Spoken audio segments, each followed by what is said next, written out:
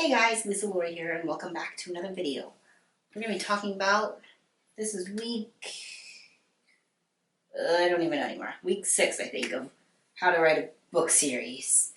We're going to be talking about editing your first draft. So congratulations, you just finished your first draft of your book. Now, what you're going to do to edit it is you can do one of two things. There's two different methods here that I use.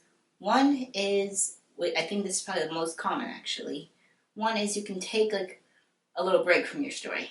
Let it sit. So when you go back to it with fresh, you can go back to it later with fresh eyes to edit, and you won't catch all those silly little mistakes that you wouldn't catch if you went right back into editing it. So I recommend waiting maybe a month or two and then go back and edit it. But if you don't want to do that and you want to go right into editing it, I suggest if you do it on Google Docs, you can go to, I don't remember what button it is to push, but there's a button where you can push, you can make a copy of that document, and it'll make a copy of it, and change the name to the name of your story, if your story has a name, or just put draft 2 or whatever if you want. So then the first one would be draft 1, and the copy would be draft 2. And change, and then there's another thing where you can go, I think it's the file thing. No, not file, it's the one next to it, I can't remember what it's called, the tab next to file. Go down to select all, and press select all, and then it will highlight your entire document.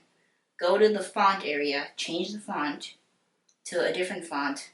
That way when your eyes are reading it, it tricks your eyes into thinking you're reading a completely new document because the font is different. Make sure you pick a font that is drastically different from your original font. So that way yeah. So those are my tips on editing. And just reread the whole thing. You can always, another way you can do it is you can press the select all button, copy it, and then paste it into Google Docs.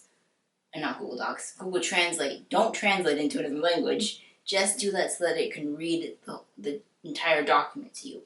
That's probably going to take a long time, but you can have it playing while you're also reading your document, because then you can catch the mistakes as you can also catch verbal wording mistakes if it's being read to you too. I don't know how to, I think there's a way for Google Docs to read it to you, but I don't know how to do that, so if you know how to do that, that's great, you can do it that way, but if you don't, just use Google Translate and it will read everything to you.